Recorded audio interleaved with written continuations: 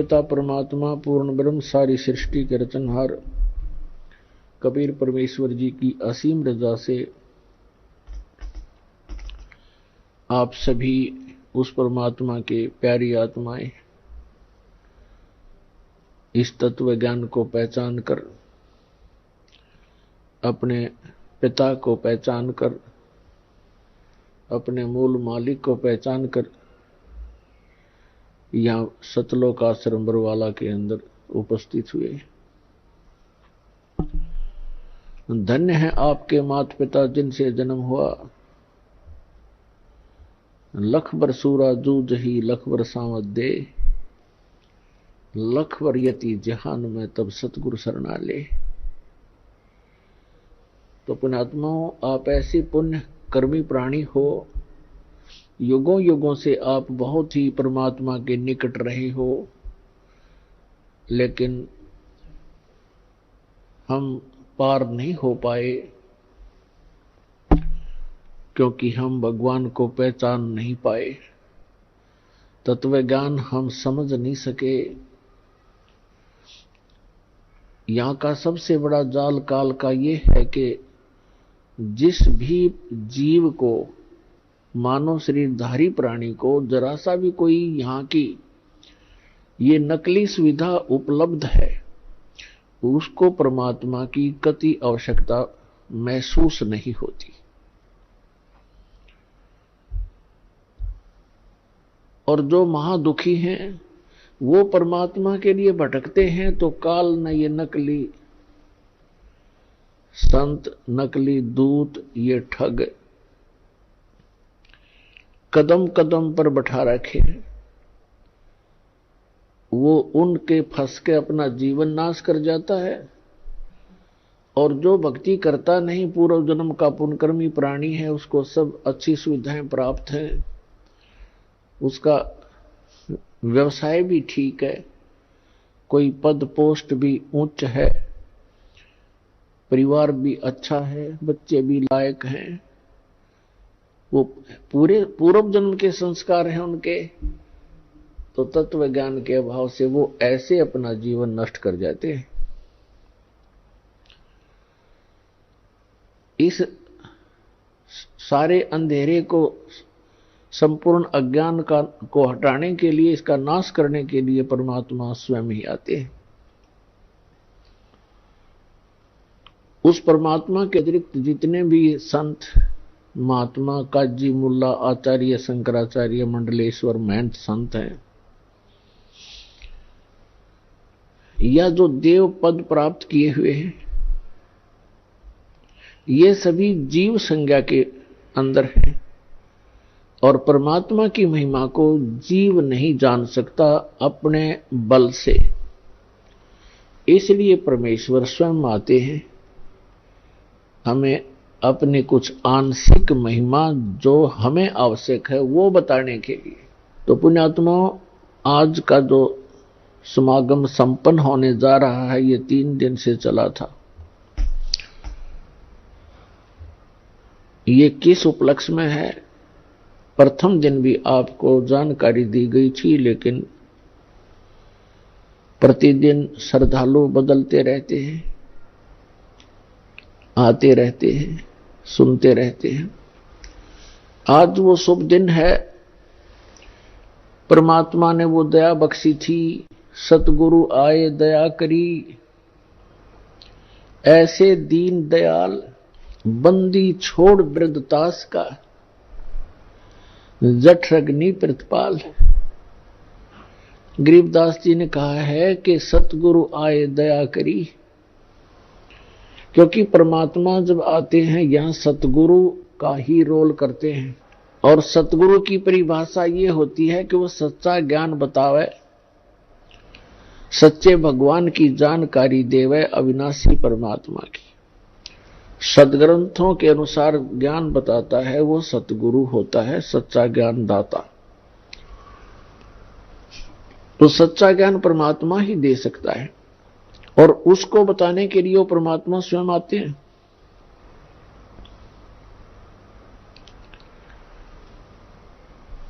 सन 1727 संवत 1784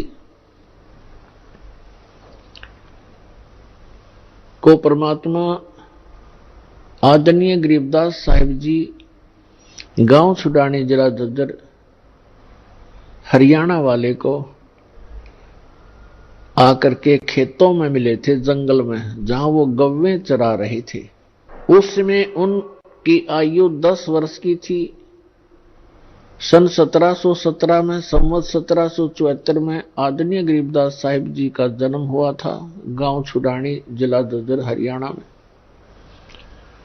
जब वो 10 वर्ष के हुए, अपने ही खेतों में अपनी ही गौओं को चारा चराने के लिए जंगल में लेकर गए हुए थे। साथ में अन्य 10-12 पाली गवाले उनके साथ सहयोगी थे और कुछ अन्य गांव के व्यक्ति अपनी गौओं को उन्हीं गरीबदास जी के ही जंगल में, खेतों में चराने के लिए लेकर गए हुए थे। क्योंकि आदरणीय गरीबदास साहिब जी वैसे तो गांव करौथा के रहने वाले हैं, करौथा के रहने वाले थे, लेकिन इनके कोई मामा नहीं थे, इनकी माता श्री के कोई भाई नहीं था।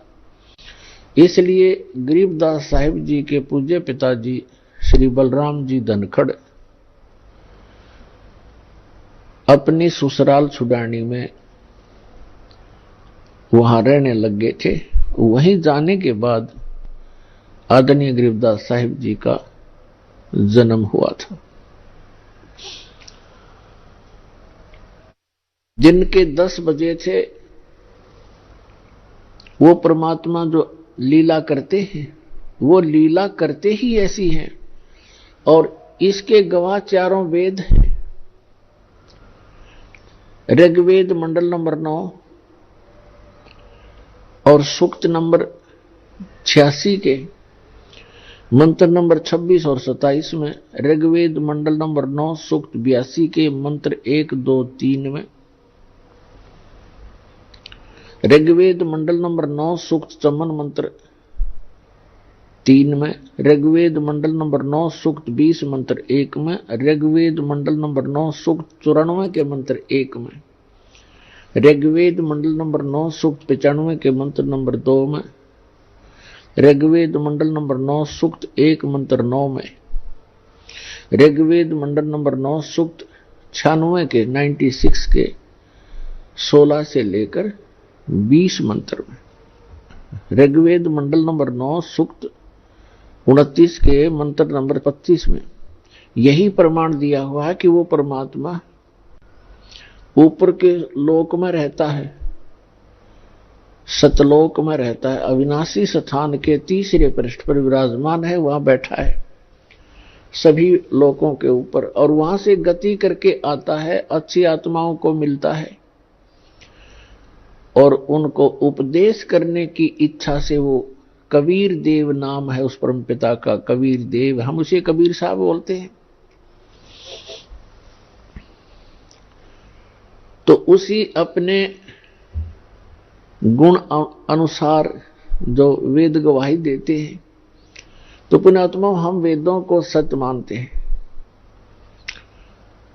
सभी किसी भी, वैसे तो विश्व के अंदर किसी भी व्यक्ति से आप पूछोगे कि वेद एक सत्य वस्तु है, सत्य ज्ञान है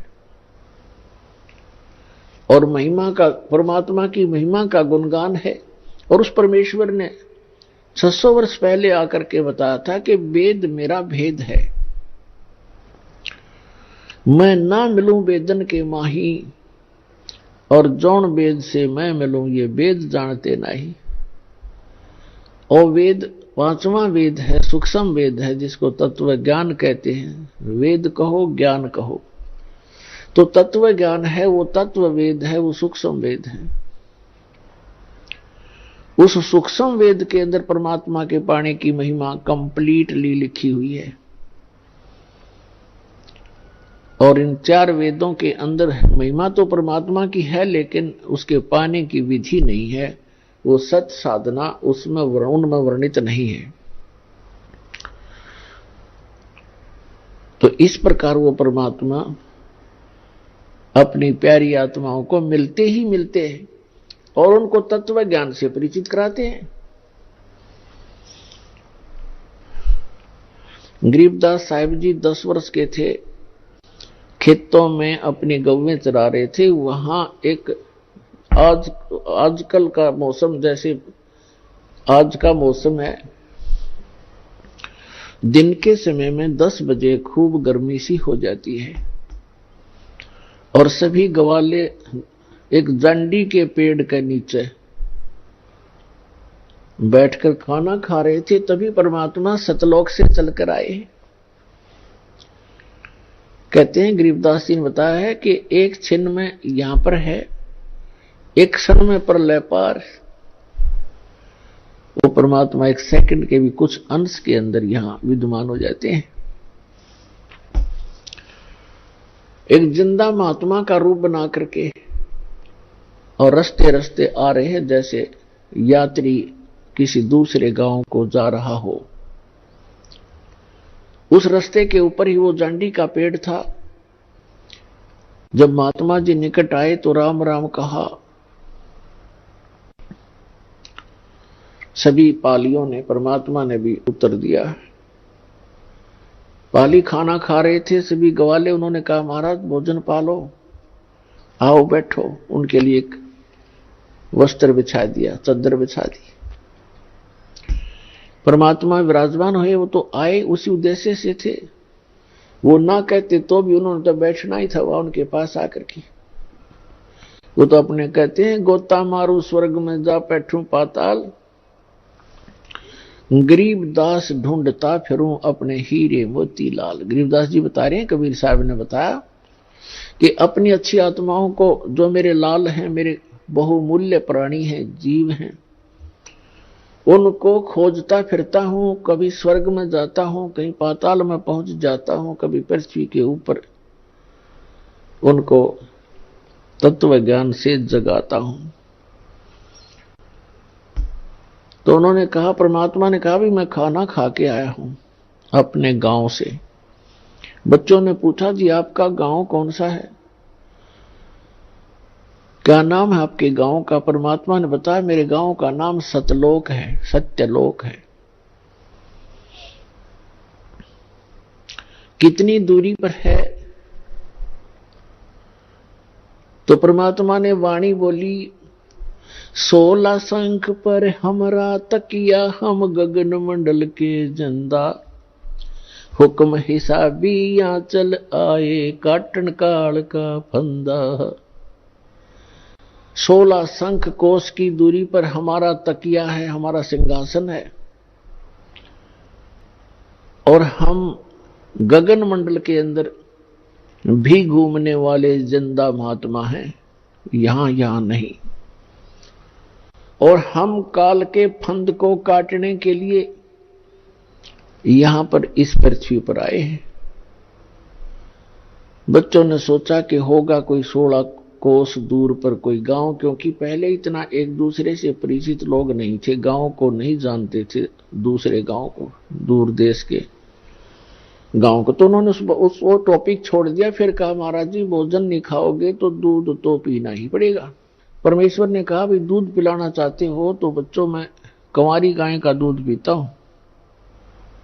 जो बड़े बड़े पाली थे उन्होंने कहा कि बाबा जी तेरी नीत ठीक को नहीं, मजाक कर रहे हो आप हमारे साथ, कंवारी गाय कभी दूध देती है? परमात्मा ने कहा देख लो भाई, दूध पिलाना है तो कंवारी गाय का पिया करूं मैं। तो गरीबदास जी खड़े हुए, उनकी एक प्रिय बछिया थी, 1.5 वर्ष की लगभग, दूध पीना मां का छोड़ रखा था, अभी तक वो गर्भ धारण नहीं किया था। उसको कंवारी बछिया कहते हैं। उसको पकड़ कर लाए, गले में रस्सी बांध रखी थी अपनी बछिया के, अल्लाह के खड़ी कर दी। कहा भगवान हे महाराज जी इसको दूध कैसे देगी, इसका बच्चा भी नहीं है। तो परमात्मा ने कहा कि एक पात्र लाओ। तो वो पात्र लाए, अपना जो मटका था छोटा सा 5-4 किलो का छोटा सा, उसको बरोला बोले, मिट्टी का, उसको धो बांध रखा। साफ कर दिया और काल इसके थनों के नीचे रखवाई, अभी दूध देवे गया तुम्हारे सामने। अब गरीबदास जी उस पात्र को, उस मिट्टी के छोटे से मटके को पकड़ कर बैठ गए, जैसे दूध निकालते हैं नीचे रख लेते हैं बाल्टी को। परमात्मा खड़े हुए, बछिया के कमर पर आशीर्वाद भरा हाथ रखा, लंबे लंबे सतन हो गए 3-3, 4-4 इंच के, और दूध की धार बंध गई। वो पात्र भरते ही अपने आप बंद हो गया। बोलो सतगुरुदेव।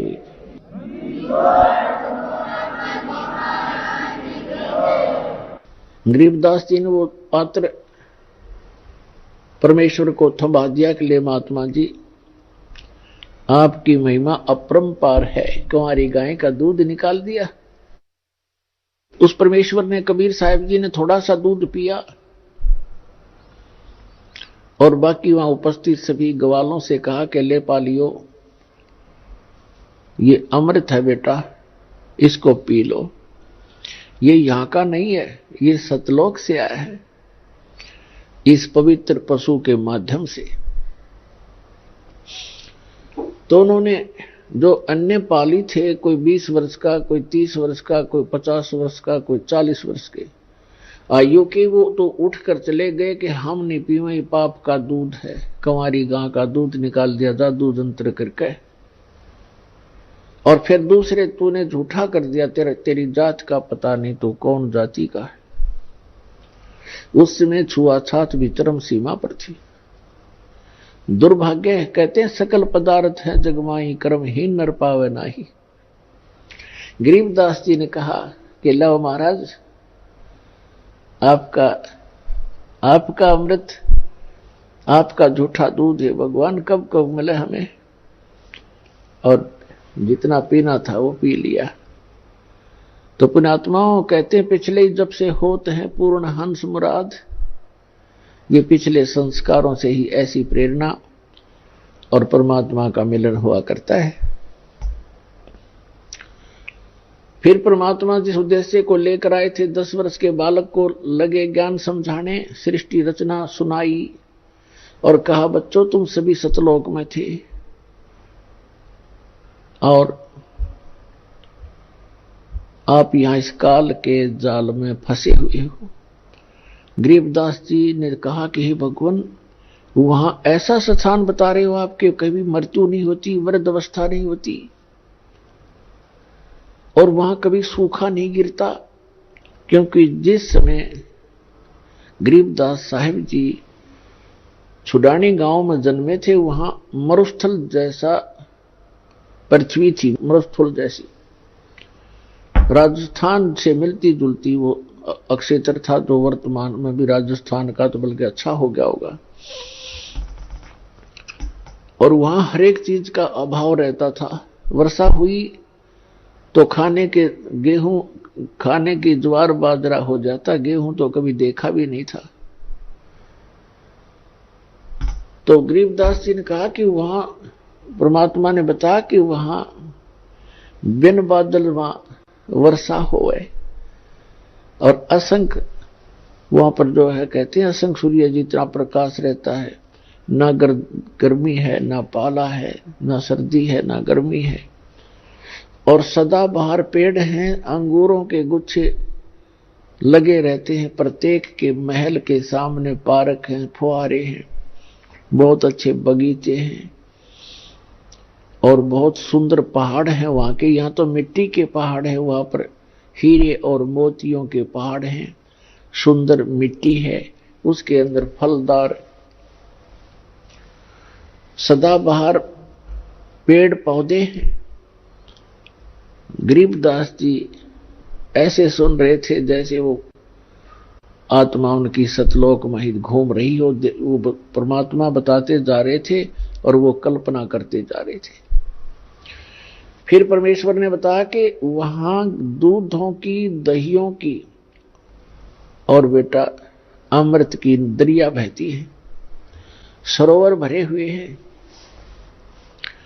तो गरीबदास जी ने कहा क्या भगवान वो खराब नहीं होते? क्योंकि यहां तो दूध ऐसा है, 2 घंटे रख दे गर्मियों में, फिर उसने गर्म करे तो फट जा, बांस उठ जा। तो वहां दूध के दरिया चलती हैं, दूध के भरे रहते हैं सरोवर, समुद्र, तो खराब नहीं होते। परमात्मा ने कहा नहीं बेटा, वो अमर अमर पदार्थ है। उदाहरण दिया परमात्मा ने कि जैसे ये गंगा आई है आपके भारतवर्ष में, ये गंगा का जल हमारे ही लोक से आया है, सतलोक से। और एक ये एग्जाम्पल है आपके लिए, बुद्धिमान को संकेत ही पर्याप्त होता है।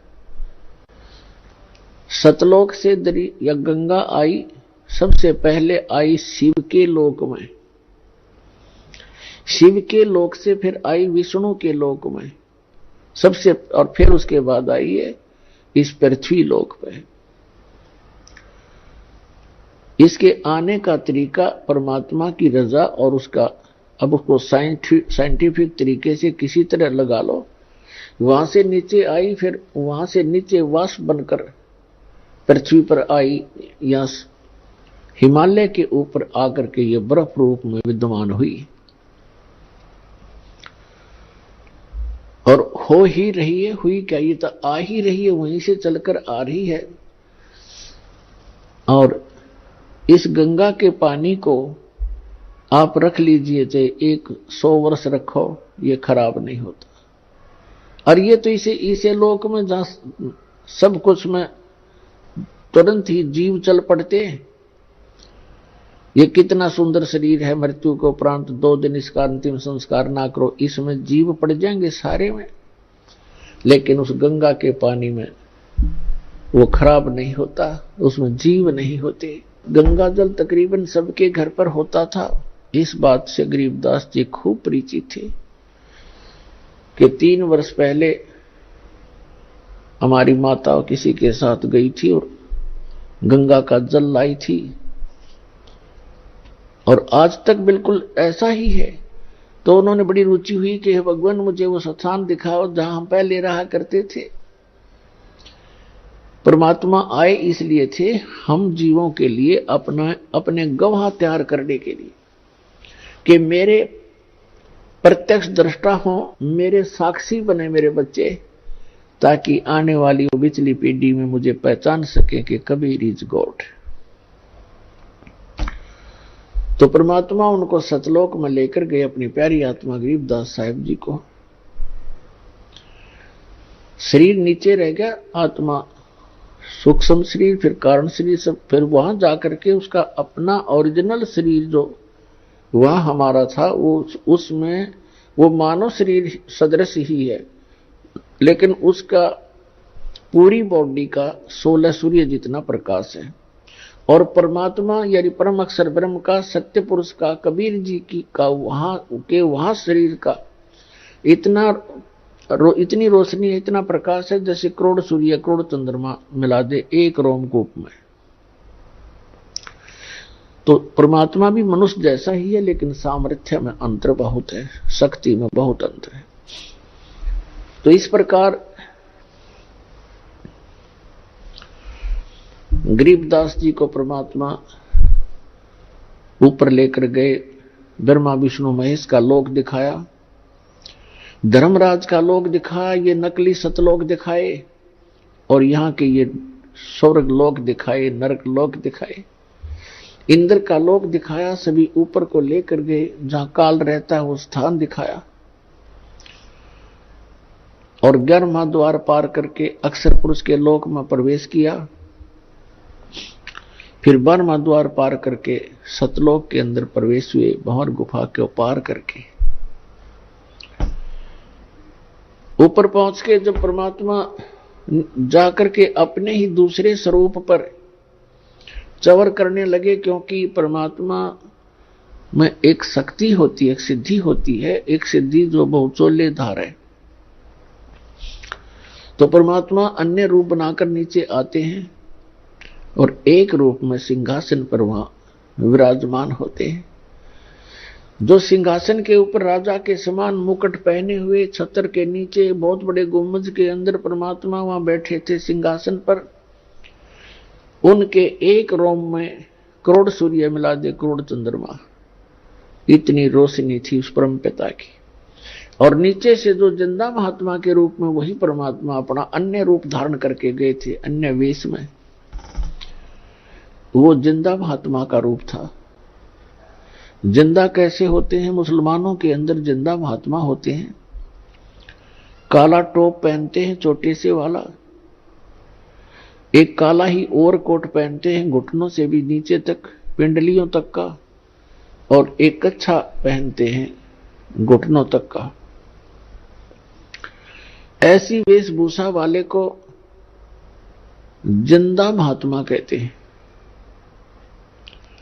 जैसे कोई गिरी है, पुरी है, उनकी पहचान अलग है, कोई वैष्णव साधु है उसकी अलग पहचान है, ऐसे जिंदा महात्मा के रूप का अलग पहचान है।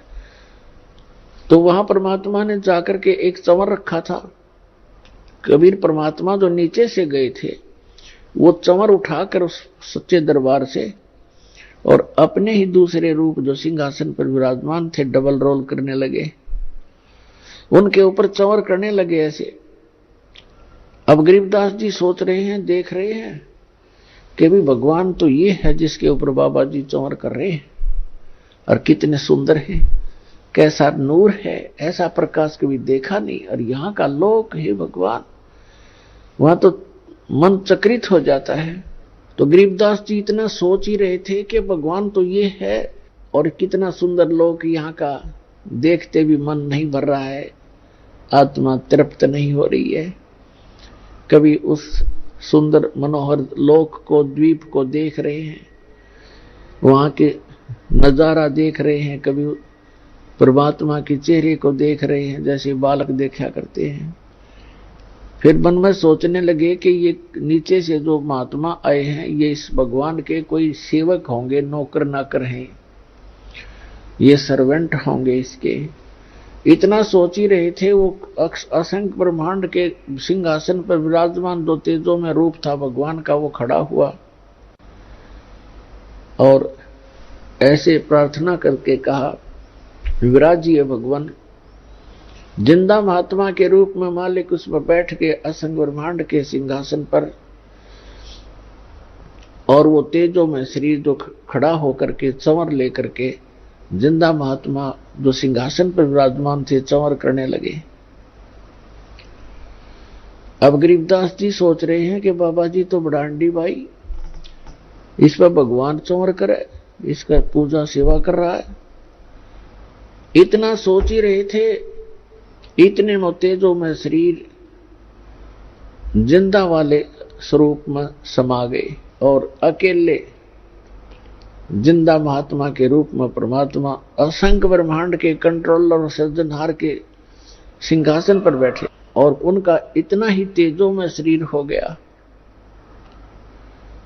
तब परमात्मा ने कहा कि गरीबदास बेटा, ये तुम्हारा निज स्थान है, यहां वैसी ही सृष्टि है, नर और नारी हैं।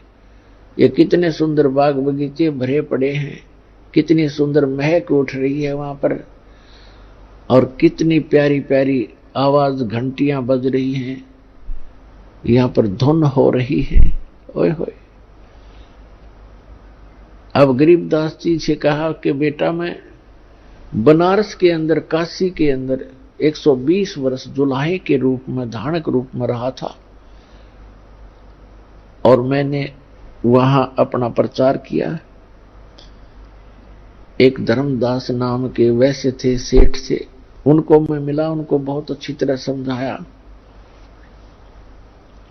और बेटा 120 वर्ष वहां रह करके मैं फिर वापस यहां आ गया था। अब तुझे इसलिए लेने गया मैं कि आप भगवान को पहचान कर संसार में जाकर के आंखों देखी महिमा का वर्णन करोगे, ताकि आने वाले समय में परमात्मा के बच्चे, मेरे बच्चे मुझे पहचान सकेंगे। अब परमात्मा ने अपने आशीर्वाद से उनकी दिव्य दृष्टि खोल दी, उनका ज्ञान योग खोल दिया और उसके अंदर अपना तत्व ज्ञान फीड कर दिया। और गरीबदास जी से कहा कि जा बच्चा, अब तू नीचे जा, जा तेरे शरीर को अंतिम संस्कार के लिए चिता पर रख दिया है, अब उसको नष्ट कर देंगे वो, आप जाकर उसमें प्रवेश करो और मेरे गवाह बनो। गरीबदास जी ने कहा भगवान उस गंदे लोक में मुझे मत भेजो, मैं तो यहीं रहूंगा, या अपने भाई बहनों में खेलूंगा बैठूंगा। परमेश्वर ने कहा कि नहीं बेटा, आप ऐसे नहीं रह सकते यहाँ, क्योंकि जब आप यहां से गए आप पुण्यों से परिपूर्ण थे, आपने सारे पुण्य नाश कर लिए वहां पर उस काल के रेस्टोरेंट में, उस झूठे सुख का आनंद ले लेकर आपने अपने सभी भक्ति कर्म नाश कर लिए। और मैं आपको ऐसा चार्जर दूंगा, ऐसी भक्ति दूंगा सत्य, ये आप स्वयं जाप करना और मेरी महिमा का वर्णन करते समय उसमें लिख देना, अन्य किसी को अभी ये मंत्र डिस्क्लोज ना करना। गरीबदास जी ने उनके वचनों को सिरोधार्य किया। उधर से क्या हुआ, कुछ समय के बाद 2-3 घंटे के बाद जो पाली चले गए थे ग्वाले, वहां से उन दोनों को छोड़कर आत्मा और परमात्मा को, 2-3 घंटे के बाद उनको ध्यान आया कि वो बच्चा कहां बैठा है, लड़की का लड़का, वो बाबा जी चला गया कि नहीं। उन्होंने देखा कि वो अकेला बैठा है, बाबा जी दिखाई नहीं दे रहा है।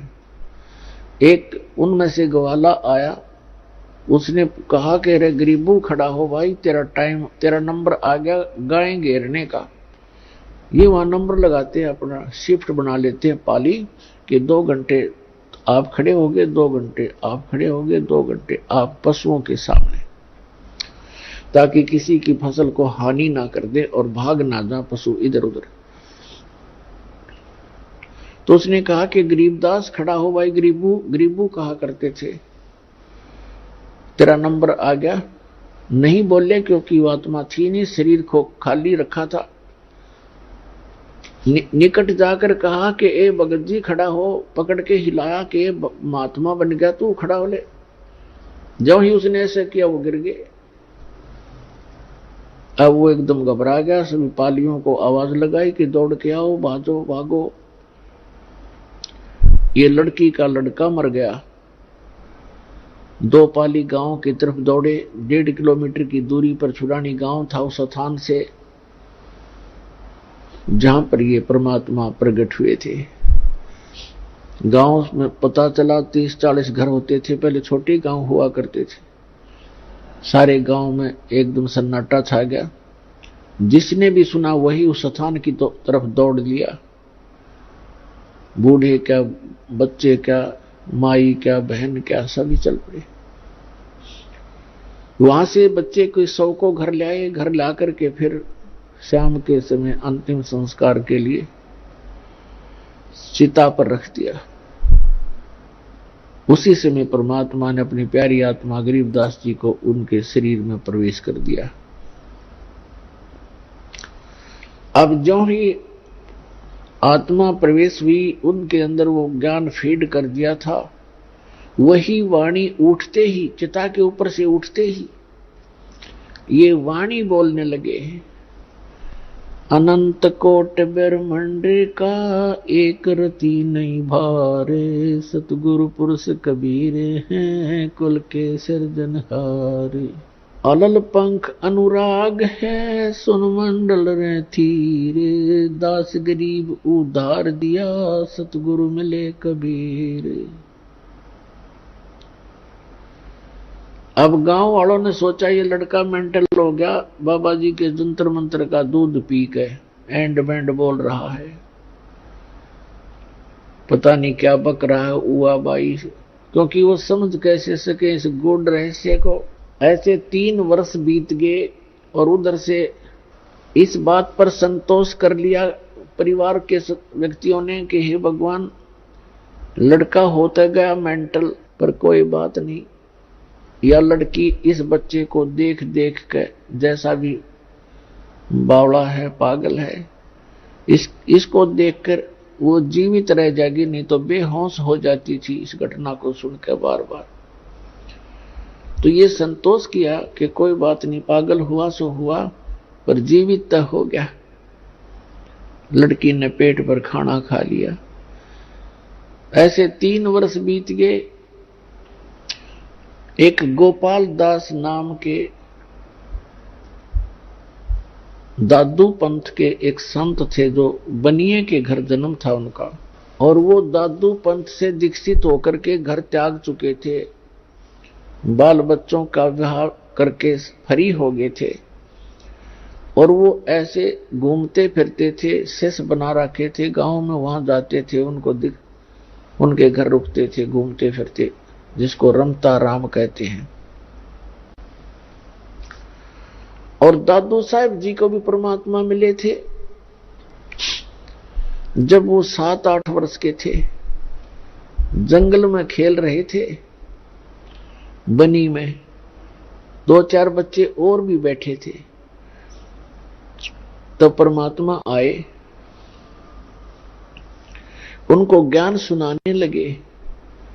बच्चे, छोटे बच्चों को रुचि बहुत होती है, वो कोई कथा कहानी सुन के बड़े प्रसन्न होते हैं। तो 3-4 बच्चे थे, वो और 4-5 और थे, एक दादू जी थे।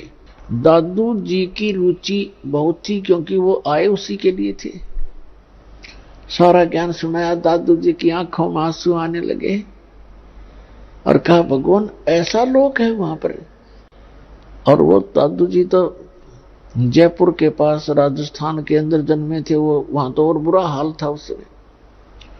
उनकी प्रबल प्रेरणा हुई और कहा कि मुझे वहां ले चलो भगवान।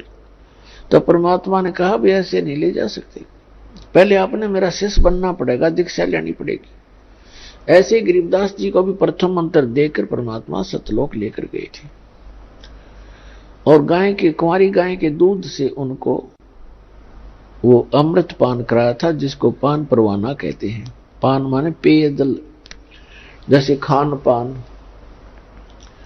तो खाना और पीने का जो स्थान, तो पान परवाना का अर्थ है प्रथम मंत्र इस अमृत बनाकर के वचनामृत से मिश्री के साथ या अन्य जैसी भी सुविधा उपलब्ध होती है उसके माध्यम से प्रथम मंत्र दिया जाता है। तो वहां परमात्मा ने कहा, एक पान के पौधा था निकट ही, पान का पेड़ था, उससे एक पत्ता तोड़ के लाया, बच्चा के पत्ता तोड़ के लाया। एक करमंडल था उनके पास, अपना जल मालिक के पास। परमात्मा ने कहा कि प्रथम मंत्र लेकर फिर मैं तुझे ले जा सकूंगा। तो और बच्चे तो उठकर चले गए, वो दोनों रह गए, परमात्मा और वो प्यारी आत्मा। तब परमेश्वर ने अपने करमंडल से एक घूंट पानी की भरी और फिर वापस उस पे पान के पत्ते पर ऐसे कुरला कर दिया और कहा, ले बच्चा, ये नाम ले और इसको पी ले। अब दादू जी ने पकड़ के पी लिया, और जो बच्चे और बैठे थे वो उठ कर चले गए, कहने लगे, हम ना पीवा, तेरे जूठे ने। अब दादू साहब को फिर परमात्मा ने वो मंत्र दिया, वो बच्चों के जाने के बाद। वो तो कुरला करके रख लिया था ताकि ये बच्चे आप खिसक जाएंगे, यहां से कहना नहीं पड़ेगा, तुम जाओ। वो तो उठकर चले गए। जब वो दोनों रह गए तो उनको नाम दिया, नाम देकर कहा, ले बेटा ये पी ले। दादू साहब पीते ही उनकी तो सुरती पहुंची और कहा, चल मेरे साथ। आत्मा शरीर वहां छोड़ दिया, ऊपर लेकर गए आत्मा को। तो दादू साहब जी 3 दिन और 3 रात अचेत रहे थे, बेहोश पड़े थे, कोमा में, जैसे कहते हैं ना, कोमा के अंदर आ गया। रात्रि देर होगी, शाम को बच्चे की खोज हुई। उन बच्चों से पूछा कि कहाँ है तुम्हारे साथ वो खेलने गया था दादू। उन्होंने बताया कि वहीं रह गया था, हम तो आ गए थे। वहीं खोजने के लिए गांव के लोग गए तो वहां अचेत पड़े थे। तब उन बच्चों ने बताया कि एक बाबा जी आया था और उसने ऐसे जंतर मंतर करके एक जल पान किया था और इनको पिलाया था। हम तो आगे हमने पिया नहीं, इसने पी लिया था, जिससे ये मर गया। मरा तो नहीं है लेकिन अचेत है। घर उठा लाए, सब परिवार के जन इकट्ठे हो गए, रिश्तेदार आने लगे कुशल पूछने के लिए। तीसरे दिन परमात्मा ने ऊपर के सब ब्रह्मांड दिखा करके उस आत्मा को वापस छोड़ दिया। तब दादू साहब जी एकदम खड़े हुए, चारों तरफ देखा कि हाहाकार मच रहा है, मां रो रही है, पिता रो रहा है, भाई बहन अन्य सब बुरा हाल था, सन्नाटा छाया था। तो एकदम उठे तो सबकी खुशी का ठिकाना नहीं रहा। लेकिन दादू जी की वही हालत हुई जो गरीबदास साहिब जी की थी। ये वाणी बोलन लगे और उस वाणी को उस गांव वाले नहीं समझे कि वो पागल हो गया। अब दादू साहिब जी क्या बोल रहे थे अपने परमात्मा कबीर जी के गवाह बनकर, जो जो शरण कबीर के तिरगे अंत अपारे, दादू गुण के ताकहूं कहत न आवे पार। कबीर करता आप है दूजा ना कोई, दादू पूर्ण जगत को भक्ति दृढ़ावत सोए। ठेका पूरा होवे जब सब कोई तजे शरीर, दादू काल चंपे नहीं जपे जो नाम कबीर। आदमी की आयु घटे तब यम घेरे आए, सुमरण करे कबीर का दादू लिया बचाए। आदमी की आयु घटे तब यम घेरे आए, सुमरण किया कबीर का दादू लिया बचाए। मेट दिया अपराध सब आ मिले छन माही, दादू संग ले चले कबीर चरण की छाही। सेवक देव निज चरण का दादू अपना जाने, बरंगी सत्य कबीर ने कीन्या आप समाने। दादू अंतर्गत सदा छन छन सुमरण ध्याने, वारो नाम कबीरे परे पल पल मेरे प्राण। सुन सुन साख कबीर की काल नवावे माथे, धन धन हो तीनों लोक में दादू जोड़े हाथ। केरी नाम कबीर का विषम काल गजराजे, दादू भजन प्रताप से ये भाग्य सुनत आवाज। पल एक नाम कबीर का दादू मन चितलावे, हाथी के असवार को ये स्वान काल ना खावे। सुमरत नाम कबीर का ये कटे काल की पीरे, दादू दिन दिन ऊंचा होवे परमानंद सुख सीरी। दादू नाम कबीर की जय कोई लेवे ओटे, तिनको कभू लागे नहीं ये काल बजर की चोटे। और संत सब कूप हैं केते जरीता नीरे, दादू अगम अपार है ये दरिया सत्य कबीर। अब ही तेरी सब मिटे ये जन्म मरण की पीर, श्वास उश्वास सुमर ले दादू नाम कबीर। कोई सरगुण में रीझ रहा कोई निर्गुण ठहराए, दादू गति कबीर की मोह से कही ना जावे। दादू नाम कबीर का सुनकर कांपे काले, नाम भरोसे नर चले होए न बाका बाले।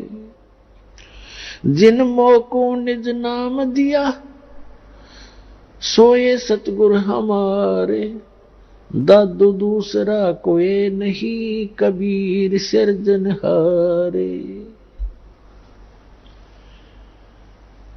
अपने आत्मा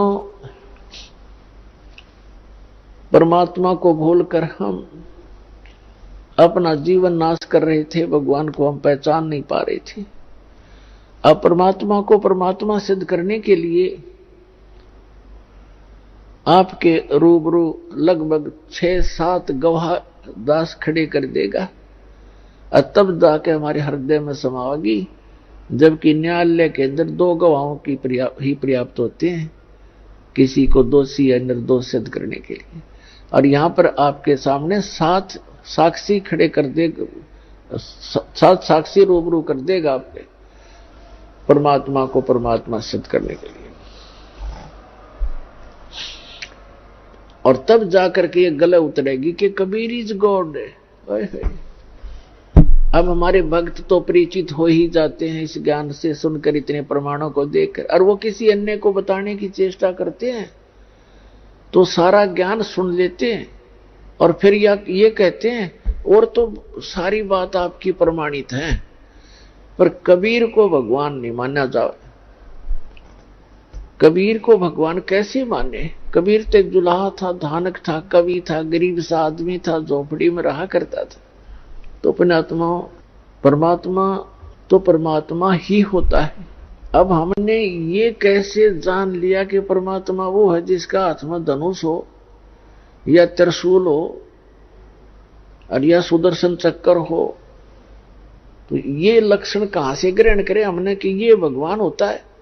वो हमने अपने लोक वेद दंत कथा सुने सुनाए ज्ञान से सिद्ध कर रखे थे। अब जिसके पास थोड़ा सा कोई मजबूती है, कोई बल है किसी भी प्रकार का, तो वो ताप भगवान है। ये राजा लोग कैसे बने थे, राज कैसे स्टार्ट हुआ था? ऐसे जनता रहा करती थी जिसके पास 10-20 लठाड़े होते हुए किसी ने कूट छेद कर उसका लूट लेते धन, फिर उन पर टैक्स लाने शुरू कर दिए। लाठी वाले की भैंस यहाँ पर है ही है। तो वो तो आपे भगवान है जिसके पास हथियार है या कोई बाहुबल है या कोई अपने सदस्यों का ताकत है। भगवान तो भगवान ही है। और ऐसी स्थिति में जो एक झोपड़ी में रहा करते थे, कपड़ा बना करते थे, और उसको उस भगवान को भगवान सिद्ध करना, तो सबसे बड़ा इस पृथ्वी पर जो सबसे कठिन काम है ये है कि कबीर को परमेश्वर सिद्ध करना। और इब्दास ऐसा कर देगा कि सदा के लिए बच्चे बच्चे के जुबान पर हो जाएगा, कबीर इज गॉड, धानक रूप रहा करता।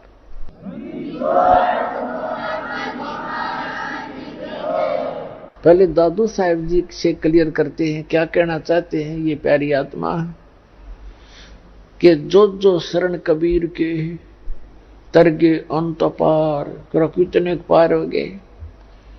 और दादू गुण की केता कहूं कहत न आवे पार। कबीर करता आप है दूजा ना कोई, और दादू पूर्ण जगत को भक्ति दृढ़ावत सोए। पूरे विश्व को यदि कोई सत भक्ति देता है तो स्वयं ही आकर बताता है, पूरे विश्व को बताता है। और फिर बताते हैं ठेका पूरा होवे जब, सब कोई तजे शरीर, और दादू काल निकट नहीं आवे। जपे जो नाम कबीर, कबीर नाम का अर्थ है जो भगवान ने नाम दिया था सत साधना करने के, उन मंत्रों का जो जाप करता रहेगा उसके निकट काल नहीं आ सकता। फिर क्या बताते हैं,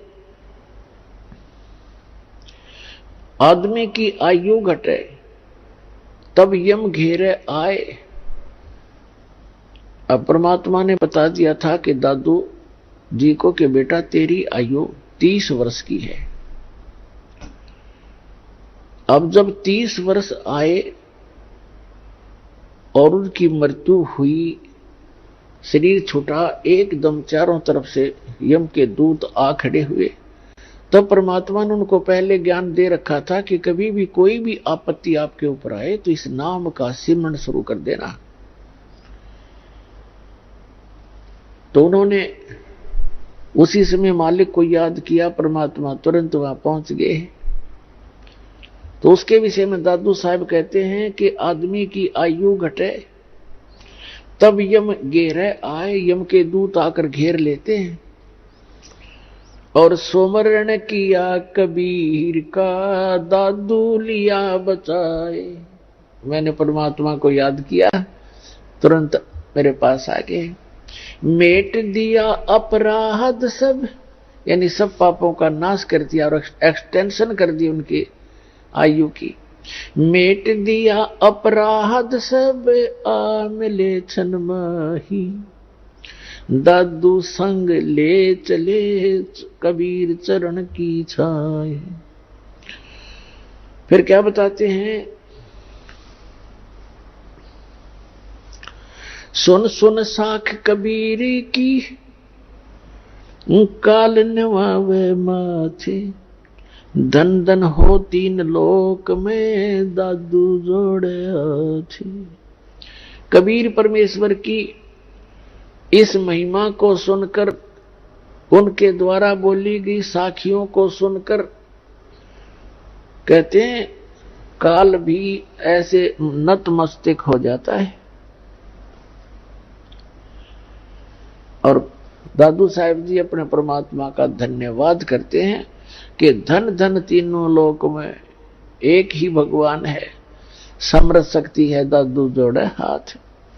और फिर कैसी उपमा बताते हैं कि केरी नाम कबीर का और विखम काल गजराज, दादू वचन प्रताप तयु भाग्य सुनत आवाज। अब क्या बताते हैं दादू साहब, कैसा अच्छा निर्णय दे रहे हैं कि ये काल भी कोई छोटी शक्ति नहीं है। इसको एक गजराज की उपमा देते हैं। गजराज का अर्थ है हाथियों में भी शक्तिशाली हाथी, ताकतवर, सब हाथियों का राजा। राजा यहां पर वही होगा जो बलशाली होगा, यहां का भी ध्यान है ऐसा, चाहे वो किसी प्रकार से भी शक्ति रखता हो।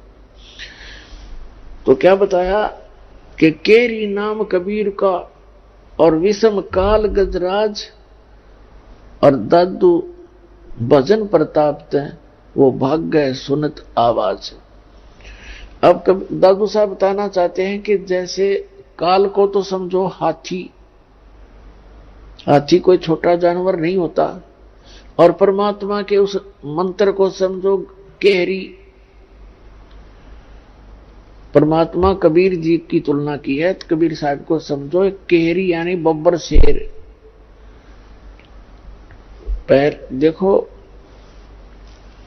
हाथी बहुत बलशाली होता है आम प्राणियों में, लेकिन शेर के सामने वो लीद कर देता है। जब वो दहाड़ मारता है तो आसपास अगर हाथी होगा तो एकदम लीद कर जाएगा और भागने की चेष्टा करेगा, यहां से दूर निकल जाओ। तो क्या बताते हैं, केरी नाम कबीर का और विषम काल गजराज और दादू भजन प्रताप वो भाग्य सुनत आवाज। फिर क्या बताते हैं, पल एक नाम कबीर का, दादू मन चित लावे, और अस्थि के असवार को स्वान काल नहीं खावे। अब क्या बताना चाहते हैं दादू साहब जी कि आप जी जो परमेश्वर कबीर जी की शरण में आ गए और यह सच्चा नाम आपको प्राप्त हो गया, आप समझो हाथी के ऊपर असवार हो गए, हाथी के ऊपर बैठ गए आप। और अब दादू साहब बताते हैं काल समझो कुत्ता है, और कुत्ता जो है हाथी पर बैठे व्यक्ति को किसी प्रकार की हानि नहीं कर सकता, चाहे वो दूर से कितना ही गुर्राता रहे, भौंकता रहे, कितना ही कोशिश करता रहे, यानी उसकी रीत से आप इतने बाहर हो गए, उसकी रेंज से इतने आउट हो गए कि आपको वो काल रूपी कुत्ता हाथी पर यानी कबीर परमात्मा की शरण में विराजमान उस हंस आत्मा का कुछ भी नहीं बिगाड़ सकता, उसकी हानि नहीं कर सकता। ये अंदाजा लगा सकते हो पुण्यात्माओं, आप अपनी स्थिति को समझ सकते हो, आप कितने इन यहाँ की हानिकारक इनसे शक्तियों से ऊपर उठ चुके हो। क्या बताते हैं, पल एक नाम कबीर का दादू मन चित लावे, हाथी के असवार को ये स्वान काल नहीं खावे। ओए अब आप देख सकते हो हाथी पर बैठे व्यक्ति का, पहले तो उस हाथी के निकट कुत्ता नहीं आ सकता, क्योंकि हाथी कैसे थाम कैसे मोटे मोटे पिलर से तो पैर होते हैं, अरे एक सूंड मार दे तो मन मानो लोटपोट हो जाए, पता है उसको। और वो तो फिर ऊपर बैठा है उसके सवार। तो पुण्यात्मा, इन महापुरुषों ने भगवान को देखा, सतलोक को देखा, वहां की महिमा आंखों देखी बताई है, और अभी तक दुनिया ने जो लोक कथा सुनाई है अन्य संतों महंतों आचार्यों और शंकराचार्यों ने, महंतों ने, काजी और मुल्लाओं ने। सुमरत नाम कबीर का कटे काल की पीरे। कहते सुमरत नाम कबीर का, कबीर परमेश्वर का नाम सच्चे संत से लेकर जाप करने से। दादू साहब तो सीधे ही भगवान से लिए हुए थे उपदेश। कहते सुमरत नाम कबीर का कटे काल की पीड़, कोई भी कष्ट या काल का हो कहते सब समाप्त हो जाएगा। और दादू दिन दिन ऊंचा होए, यानी दिन दिन उभरेगा वो प्राणी, और फिर सुख परमानंद सुखसीर। अब जैसे पुण्यात्माओं आप और आम जगत में कितना अंतर हो गया। आपने शराब त्याग दी, हुक्का बीड़ी तंबाकू सेवन करना बंद कर दिया, मांस खाना बंद कर दिया, चोरी ठगी जारी झूठ कपट ये बंद कर दी। एक तो आपके पाप स्टॉप हो गए, और दूसरी आप भक्ति स्टार्ट कर दी, भक्ति करने लगे। और अन्य समाज सारा दिन 2 रोटी के लिए 36 झूठ बोला दिन में, और मन में दोष रखे, और बतलावा के बतलाओगा वो ऊट पटांग बातें अटपट। और आप चर्चा करोगे मालिक की, कभी वाणी पढ़ोगे, कभी सुनोगे, कभी मंत्र कर रहे हो, कभी रमैनी कर रहे हो, कभी सुबह की नित्य नियम कर रहे हो, कभी शाम की आरती का समय हो गया, किसी से चर्चा करते हो तो भी भगवान की चर्चा करते हो। और आपका तो देखो आप कैसे हो गए। अब आप यहां थे पहले, हम जगत के साथ थे, अब हम ऊंचे होते जा रहे हैं और जगत नीचे को जा रहा है, उनके पुण्य क्षीण हो रहे हैं। तो यहां से हम चलते हैं तो उनका और हमारा डबल डिफरेंस हो गया। आप ऊपर चढ़ते जा रहे, वो नीचे को जा रहे।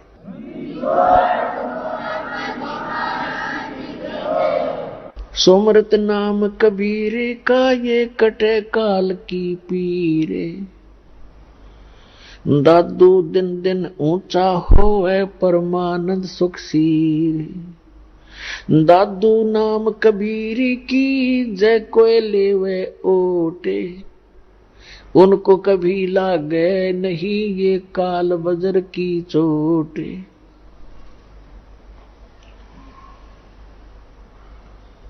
और संत सब कूप हैं, और संत सब कूप हैं, और केते जरीता नीरे। दादू अगम अपार है ये दरिया सत्य कबीरे। अपने आत्मा आप विचार करना, एक एक इस महापुरुषों की एक एक वाणी में कितनी गहराई है इनके अंदर। कहते हैं और संत सब कूप हैं। दूसरे जो महापुरुषों की आप सुनते हो, जैसे कोई कहता है कि हमारे गांव में एक बाबा जी हुआ करता था, हम उसकी पूजा करते हैं, उन्होंने ऐसे कर दिया था, उन्होंने ऐसे कर दिया, ऐसा लाभ दे दिया। और कोई कहता हम झाड़ोदा की पूजा करते हैं, वहां जाते हैं,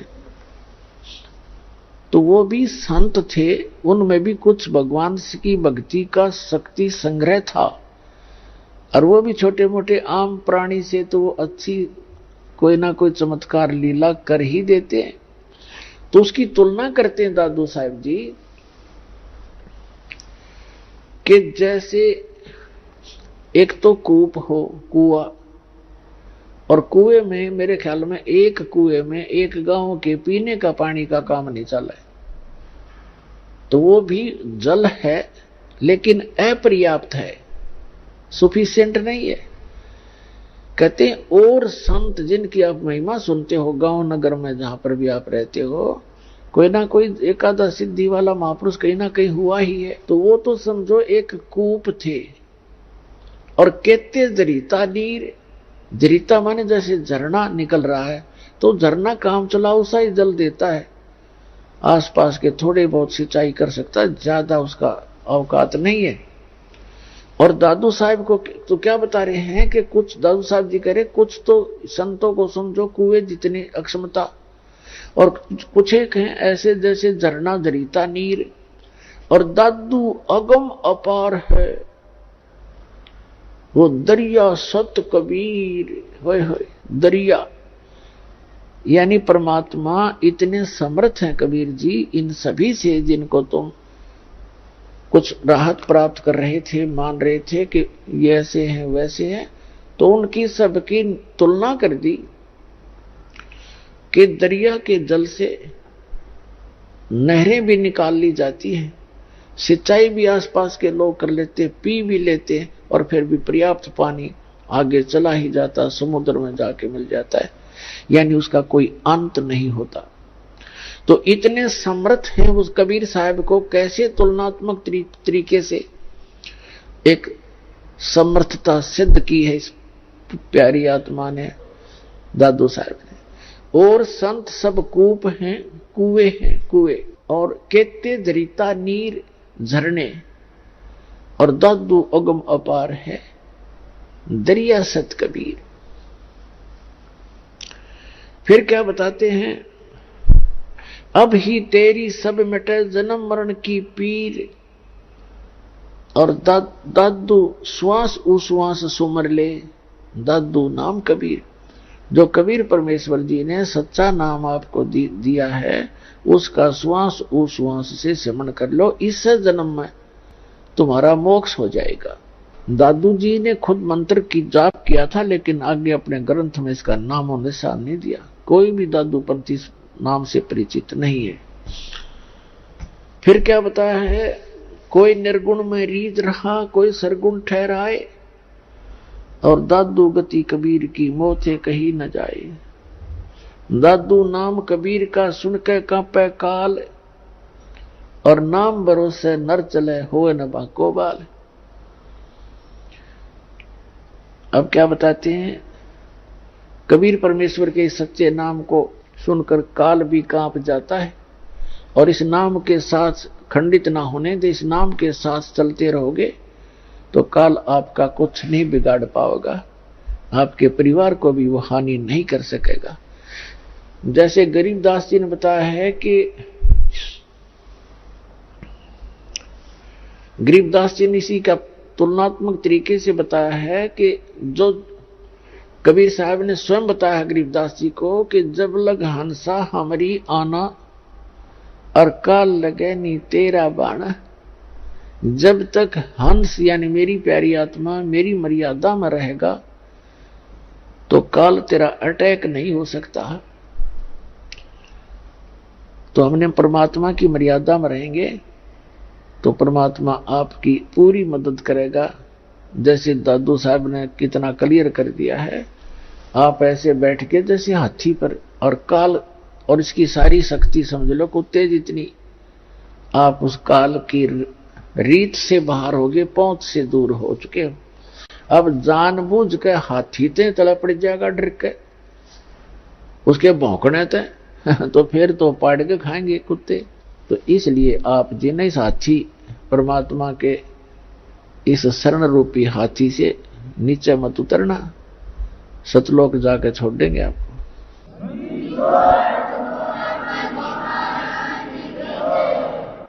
अब एक दिन क्या हुआ कि जब गरीबदास जी 10-13 वर्ष के हो गए, 3 वर्ष के पश्चात 10 वर्ष के बच्चे को परमात्मा आकर मिले थे, और गांव वाले कबीर उस गरीबदास साहिब जी को पागल कहने लगे, बावड़िया बावड़िया कहने लगे, बावड़िया पागल है, पता नहीं क्या क्या भौंक रहा सारा दिन, चुप पे ना होता है।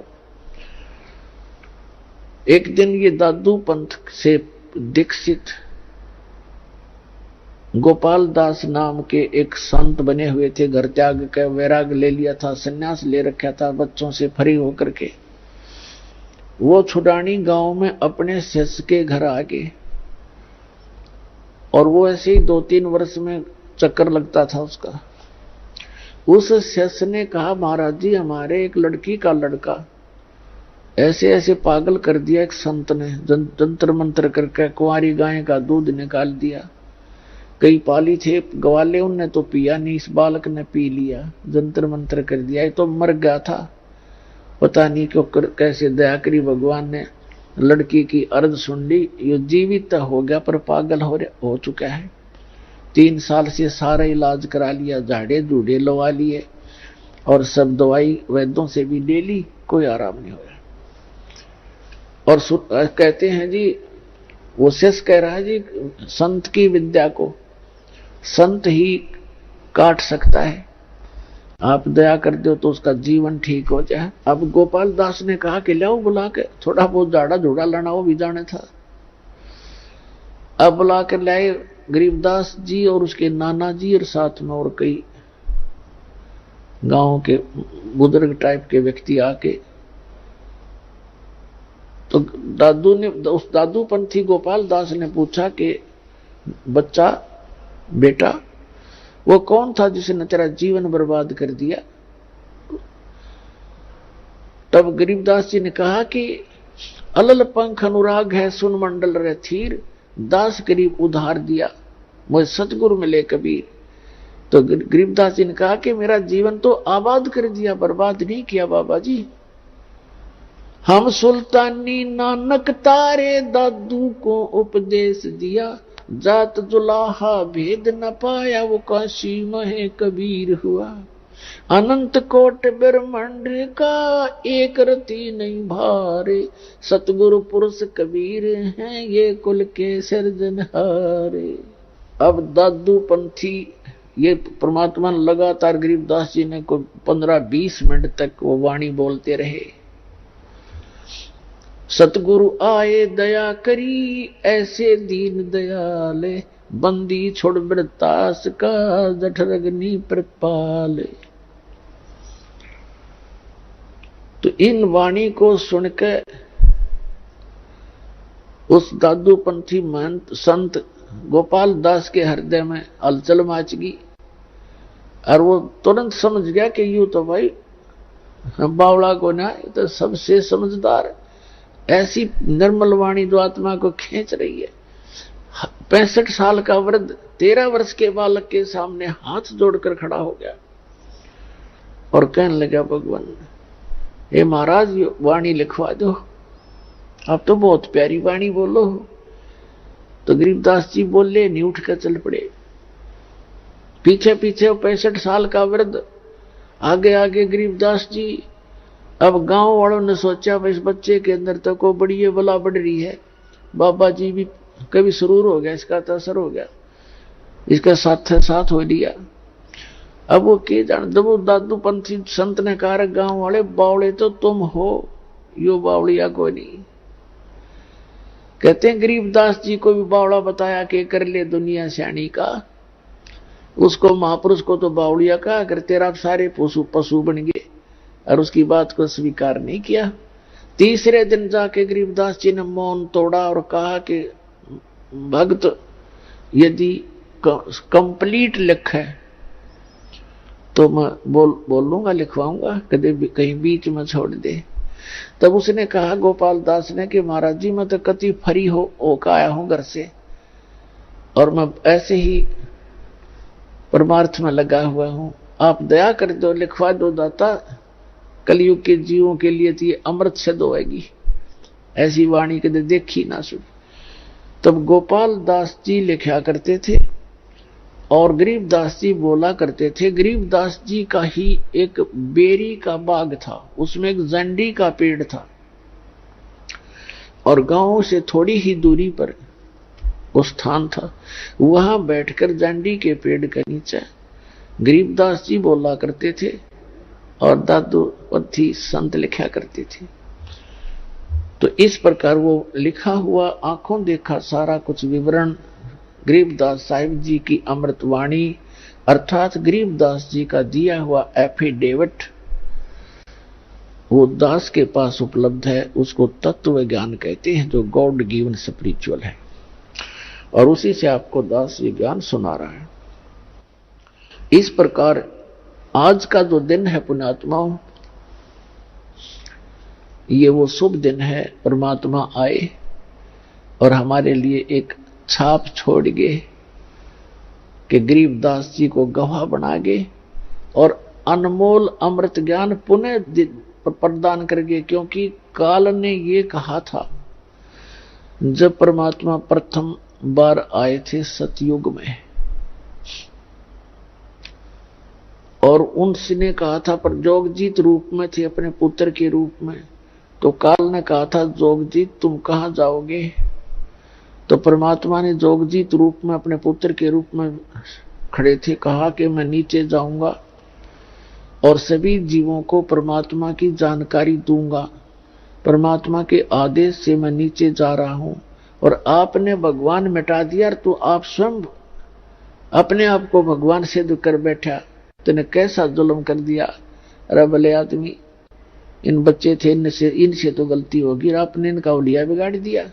ऐसा सांग निकाल दिया, कोई गधा बना रखा, कोई गधी बना रखी, कोई कुत्ता, कोई कुतिया, गंदी नाली के कीड़े। तो तेरे को लज्जा नहीं आती? तब वो कहता है मेरे को श्राप दे रखा है 1 लाख मानव शरीरधारी जीव खाने का और 1.25 लाख उत्पन्न करने का, तो मैं तो ऐसे ही बनाऊंगा और नीचे जाकर देखा तेरे को बनाऊं ठीक है। तू आ कैसे गया मेरे लोक में? क्योंकि मैंने तपस्या करके ये 21 ब्रह्मांड ले रखे हैं।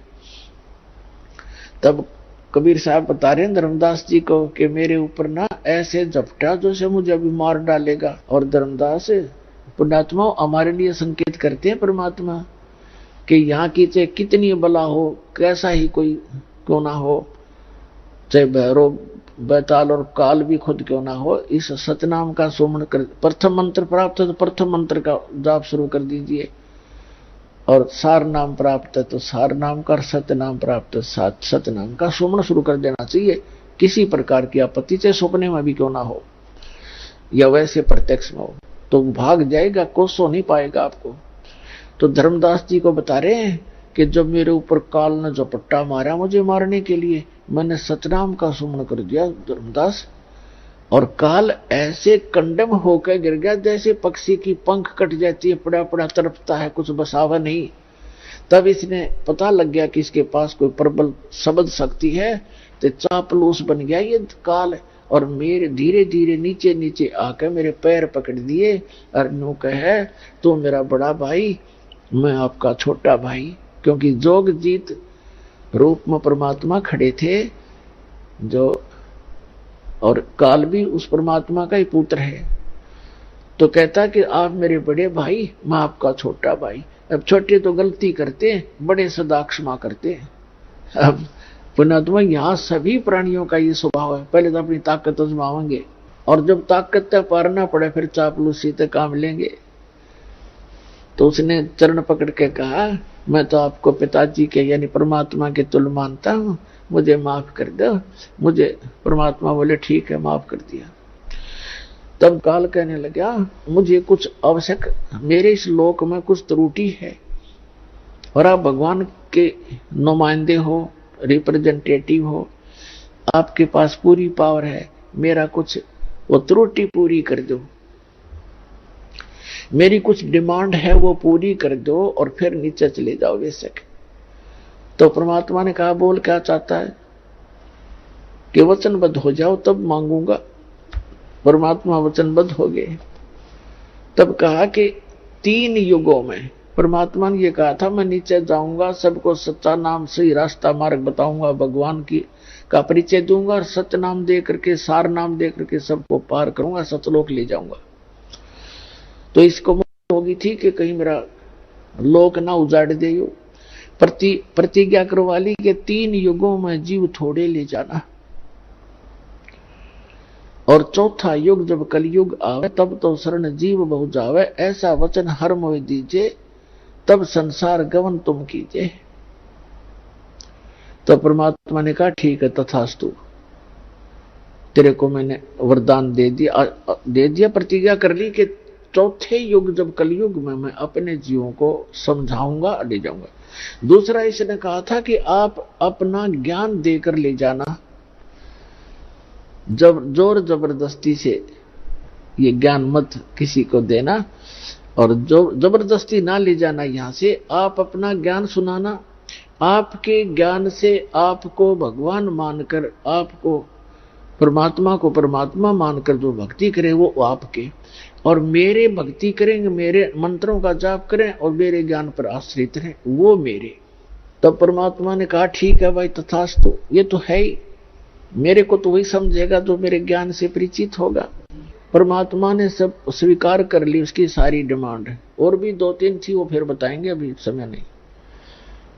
तो तब एकदम आंख पलट गया भस्मागिरी की तरह, और कहने लगा कि जाओ जोग जीत संसार। कहते 12 पंथ करो मैं साझा, जब कलयुग होगा ना, सभी प्राणियों को भक्ति मार्ग में विचलित कर दूंगा, और इनको इतना विकारी बना दूंगा, और इनके टुकड़े टुकड़े कर दूंगा, हिंदू मुसलमान सिख ईसाई जैनी बनाकर इनको एक दूसरे का दुश्मन बना दूंगा, और देवी देवताओं मंदिर मूर्तियों तक सीमित कर दूंगा, तीर्थ व्रतों के ऊपर उलझा दूंगा।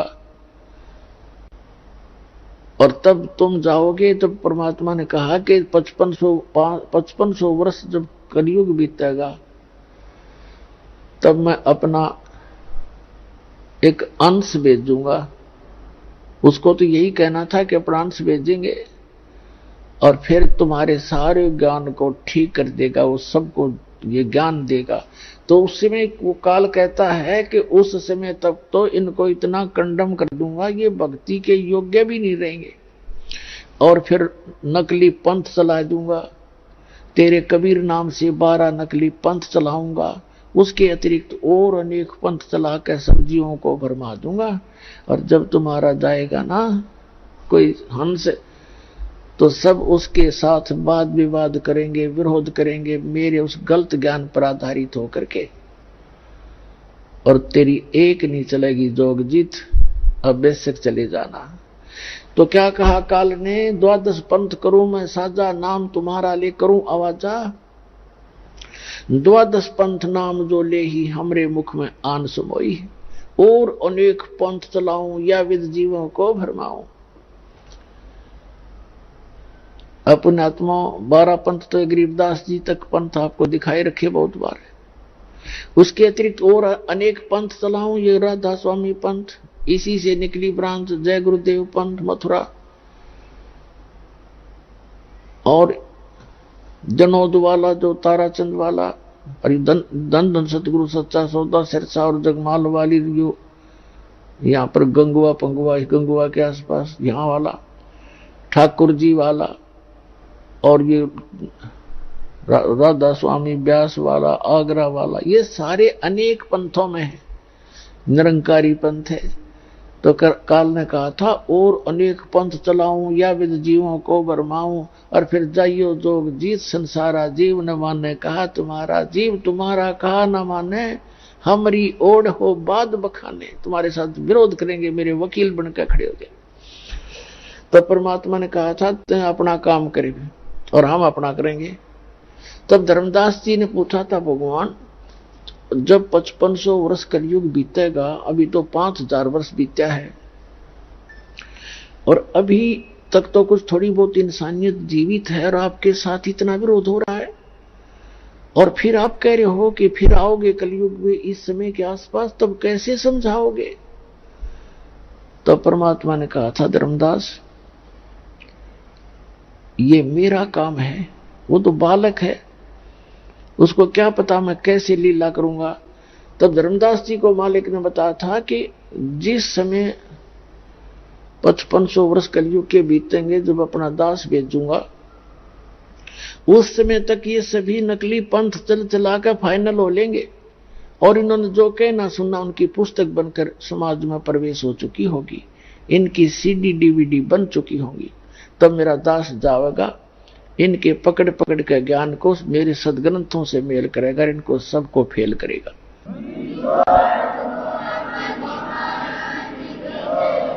और तब मुझे मेरे बच्चे पहचान कर सतलोक आएंगे।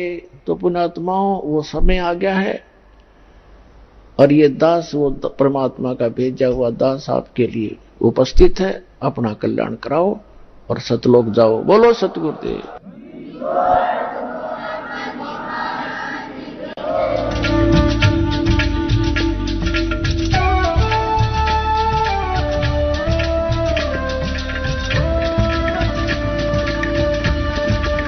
सर नमस्कार।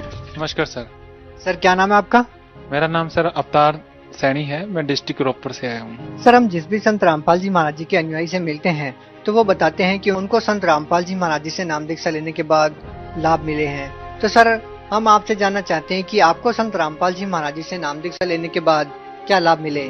क्यों संत रामपाल जी महाराज के नाम दीक्षा लेने के बाद इस दास को बहुत सारे लाभ हुए। उसमें से एक मोटा मोटे बताता हूँ। इस दास के पास ये नाम दीक्षा लेने से पहले इस दास के पास अपना कोई घर नहीं था। सतगुरु रामपाल जी महाराज की दया से इस दास का सबसे पहले 7 से लेकर 8 लाख का घर बन गया, जो कि इस दास की बिल्कुल औकात नहीं थी, क्योंकि मैं पहले ऑलरेडी बिजनेस में डूब चुका था। 3 से लेकर 4 लाख का घाटा बढ़ चुका था। तो संत रामपाल जी महाराज की दया से एक तो वो 5-6 लाख का जो घाटा बढ़ा था मेरे को, उस जख्म के ऊपर मलहम लगी, उसके बाद इस दास का घर बना। कितनी भी बड़ी बीमारी, हमारे संत रामपाल जी महाराज सत्संगों में बोलते हैं कि कैंसर का बाप भी आ जाए वो भी ठीक होगा। हमारी आर्थिक स्थिति बहुत कमजोर थी। संत रामपाल जी की शरण में आने के बाद में हमारी आर्थिक स्थिति भी सुधर गई। आज हमारे पास सब कुछ है, मालिक का दिया हुआ सब। परमात्मा बंदी छोड़ सतगुरु रामपाल जी महाराज ने हमें बिल्कुल स्वस्थ कर रखा है। घर में भी सुख शांति है, सब चीज की मौज है। सतगुरु रामपाल जी महाराज जी की शरण में गए, पापा ने वहाँ से नाम दीक्षा ली, ज्ञान प्राप्त किया और उसी दिन से आज तक हमको प्रॉब्लम आज तक दोबारा कभी भी नहीं हुई है। मेरे घर में कभी एक दवाई की गोली तक नहीं आई है किसी के लिए भी। संत रामपाल जी महाराज की दया से मेरे पति की शुगर बिल्कुल नॉर्मल आ गई और मैं भी बीमार थी, मेरे भी हाइपरथायराइड था। और संत रामपाल जी महाराज की दया से आज मैं एक पैसे की भी दवाई नहीं लेती। इतना परमात्मा की दया से हमारे घर में सुख हो गया। संत रामपाल जी महाराज के जहाँ जाने से पहले मैंने सोचा भी ऐसी कोई ताकत नहीं यार जो मेरा नशा छुड़वा दे।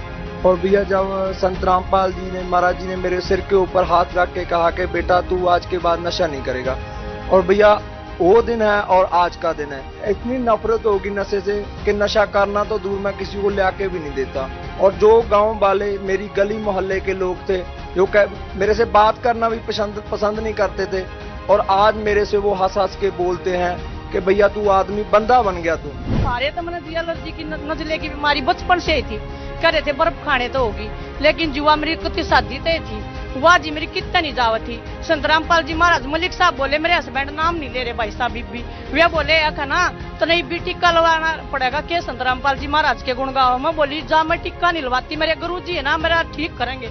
उसी दिन तक मैंने मेरे हस्बैंड ने पूछ सको मेरा कोई नजला नहीं हुआ। मुझे शरीर में थोड़ी प्रॉब्लम थी, दिक्कत थी।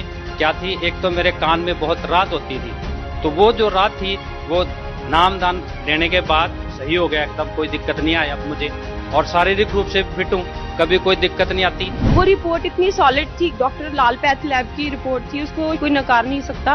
उसके बाद क्या हुआ, मैंने अपने मन में ही गुरुजी से माफी मांगी कि गुरुजी अगर मैंने नामखंड किया है तो मैं आगे से ये गलती नहीं करूंगी।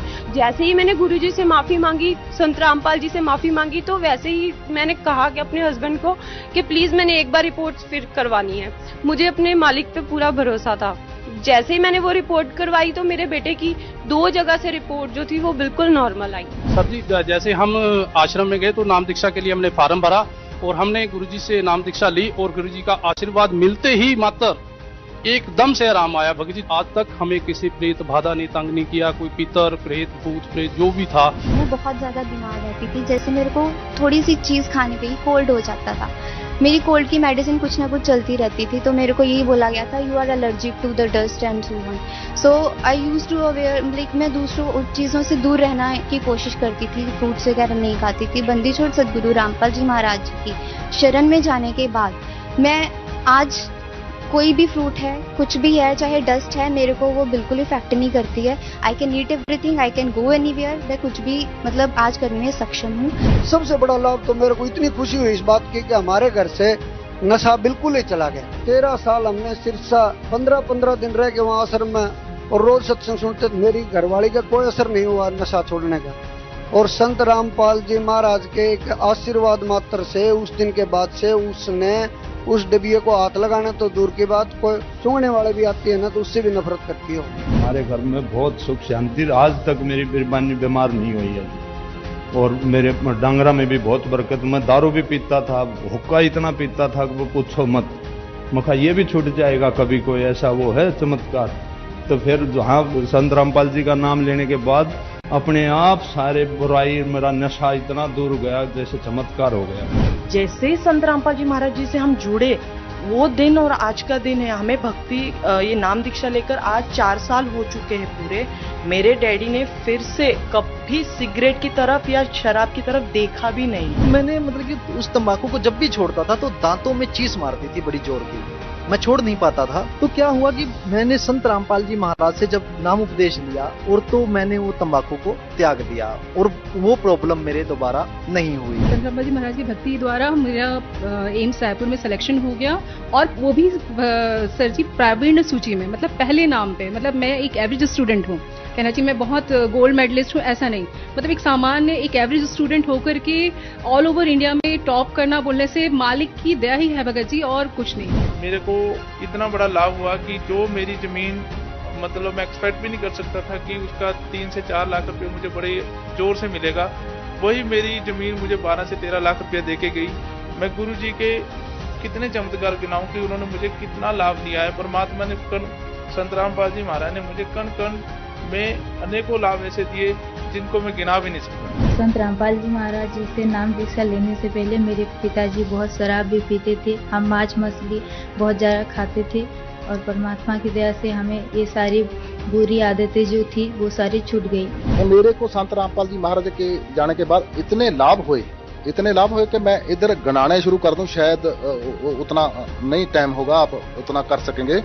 मेरी जेब में अगर पहले 1000 रुपया रहता था, अभी मेरी जेब में 1 लाख रुपया रहता।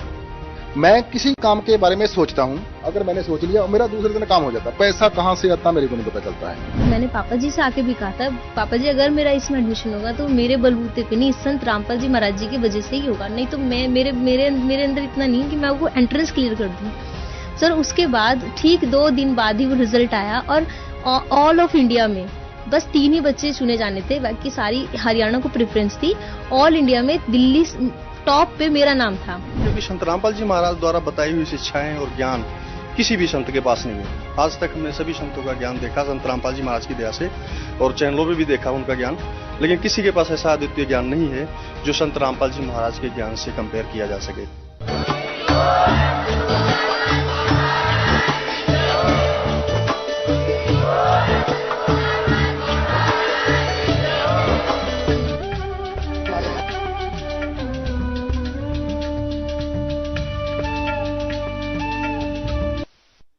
हाँ